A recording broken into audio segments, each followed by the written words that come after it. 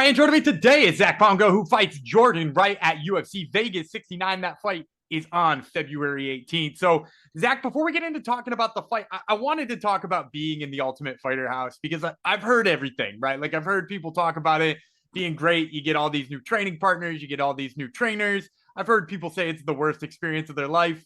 What was it like for you? It was great for me. I loved it. And I'm a little older, I'm more mature, but to be able to go in for 6 weeks and do nothing but think about fighting and train, someone pays all your bills, get you all your food, anything you ask for, you get. It was a vacation for me. And it's so like yesterday, I think was a year since I went into the house. And to be honest, I miss it. I miss doing nothing but think, eat, sleep, train every single day. Like it was great. And obviously I took advantage of the opportunity and used the most of it. But I do hear people say how hard it was or they would never do it again. I don't know. I liked it. It wasn't that bad. Well, and I was going to ask you too, because you're seeing all these different people take different routes into the UFC now, right? Contender Series has gotten really popular. You see people taking short notice replacement fights to get into the UFC, and you had a record that led you through Cage Warriors and LFA, and those are the organizations you circle for those two things. So, what made you think the Ultimate Fighter was the right route for you? Did you always know that like being locked up training was the ideal scenario? No, I didn't. I like it was just luck, honestly, that they wanted to do a heavyweight season. But talking with the UFC, so you're 100% right. The only ways in are contender or a short notice fight. They have so many fighters now that that's the only way in. And it was like December of 2021, and the next contender season was in August. So either way, it was keep fighting on the regional scene or go do this show that is going to put my name out there and get me even more recognition, which I believe I'm going to win anyway, and get into the UFC guaranteed. Mm. Contender's great. Like Contender's really cool, but it's a hard fight that you still have no guarantees. Maybe you have to grind out a win. Maybe your opponent's really good and you have to grind out a boring victory. And then Dana just tells you to hit the road, like, Yeah. so it was a no brainer when they were doing a heavyweight season for me to just go in there, perform the way I knew that I was going to, and get my name out there and get the fans to know me a little bit better than they would in a little 5-minute blurb on Contender. For sure, for sure. And now you've mentioned a couple of times you were excited that it was a heavyweight season, but I know on the regional scene you fought at light heavyweight and heavyweight. Is your preferred 205? Because I know for this one you're going back down. Yeah, so light heavyweight's where I plan to win the belt at. That's where I compete the best at. But when I got in the cage last August, I was 245 pounds. Like I cut a lot of weight, and I think that gives me a great opportunity to win at light heavyweight, but it does restrict how often I can fight a year. So I'm down for short notice heavyweight fights, but where I want to get ranked, where I want to make a run at is light heavyweight. And obviously you've got tons of partners in both of those weight classes, right? I know you work with Devin Clark. You got a chance to corner him this recent weekend. Tell us a little bit about what it was like to see him pick up that huge win. It was amazing. I'm so proud of Devin because he had to grind that out. That was a perfect example. Jung is a hot prospect. He's a good fighter, and they almost kind of brought Devin in to be served up to him. And Devin grounded out a win. It wasn't pretty, but he got it done, and he beat a really good, really talented fighter. Absolutely. And I just speaking of training partners, I got to ask too, you're a guy who, it kind of on the show, we saw a lot of your hands. And now I know I've seen you working on those takedowns with Curtis Blaydes. I saw the trip on Instagram the other day. Tell us a little bit about what it's been like getting your wrestling game going with Curtis lately. So I came up with Curtis. Curtis was my first sparring partner ever. Like, if you guys don't think I know how to wrestle just because I don't show it often, like, you had another thing coming. Curtis is my main training partner.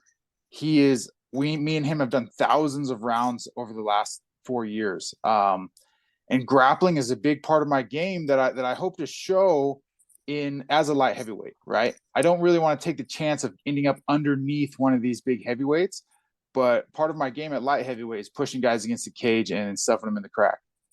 And has that sort of been the big difference between the two? Because obviously, we hear people say, when I don't cut the weight, I feel like I got more power. I feel like I can take a bigger shot. But like, is that the biggest difference for you? Is that like you game plan differently for light heavyweights than you do heavyweights? Absolutely. Like I like to be a bully in the cage, and it's just like it makes a difference. A guy being 60 pounds heavier makes a difference. It's hard to push those big guys around, to drag them down and grind on them, where it's a little bit easier when they're, 205 pounds as opposed to 265 pounds. And I, obviously I got to ask too, because I hear these people say they come up with wrestling. And I hear these people say they come up with jujitsu, and then they get into the cage and they're boxers. They're guys who like knocking people out. Is there a part of you that is just that, like you just love, the feeling of getting to stand in front of a guy and trade, or is it entirely that you sort of have to do what you have to do when you get up with those big guys? Yeah, so I'm Samoan. It's in my genetics. That left hook is in my genes, but I'm an MMA fighter. I do what it takes to win, and just at least with the heavyweights and what people saw on the show, that was coming through the hands. But I fully plan to be a complete mixed martial artist against Jordan Wright. Well, let's talk a little bit about that fight, because Jordan Wright is a guy, we've seen wild ups and downs from this guy. He has got highlight reel knockouts, especially on the regional scene, knocking dudes out in 2 or 3 seconds. But then also he's seen some kind of lows where he's gotten kind of manhandled in the UFC once in a while. What are sort of your thoughts on where he stands as a light heavyweight? He's a killer be killed fighter. He goes out there with no intent. He's never seen a judge's scorecard. He has no intentions of leaving it up to the judges. He fights the way Dana wants all of us to fight. And that's dangerous. That's something that I have to prepare for and have to deal with. But I feel like it plays into my game plan. All I have to do is exactly what I normally do. Push him against the cage, put some heavy hands on him, and give him a way out. I don't have to do anything special that you guys have never seen me do before to win this fight. Absolutely. Now, I want to ask too, because like some people have said in the past that they love fighting that guy who's the killer be killed guy. It's easy to win bonuses that way, right? Or I've heard some people say they'd much rather fight somebody who fights like they do. Do you like the idea going in there and making sort of your second first impression, if you would, or your first impression at light heavyweight against the guy who's, going to go out on his shield, so to speak? Honestly, I do. I like that they put us at the co-main event slot, and that's for a reason. It's because one way or another, we're putting on a show, and I do enjoy that, and I like that. I like having a willing dance partner that we're going to find out who's better one way or another. There's not going to be any questions at the end of this fight. And you actually stole my next question right out from underneath me, because I was going to ask you about that co-main event slot. There was some shuffling on the card. One main event moves to this other spot, and finally they post the card the other night, and there you are. You're in the co-main event spot. Did you already know when they announced it on the broadcast? And if not, what was your reaction like?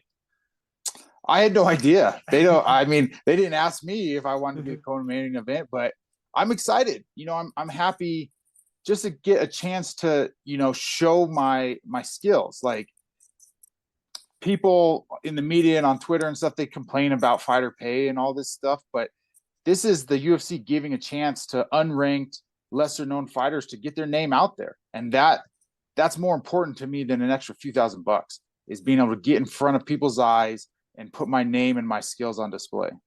And I got to ask too, they haven't released the posters yet, but if you've got your face on that poster, your family going to own like 750 of them? Yeah, hopefully. I've got my ones from I was on the poster for the TUF finale, which, obviously didn't go my way. So feels a little weird hanging that one up, but as much merchandise as I can get, I'll take. All right. And now, I usually like to end these things with a prediction before I let the fighters go. You're fighting Jordan Wright. You've already given us kind of the game plan and the way that you see this going, putting him up against the cage, putting your hands on him. But how's this one end on February 18th? This one ends in a second round TKO. All right. Well, you heard it here first, folks. This has been Zac Pauga, who fights Jordan Wright at UFC Vegas 69. That fight, once again, is on February 18th. Zac, thank you so much for the time. I really appreciate it. Thank you.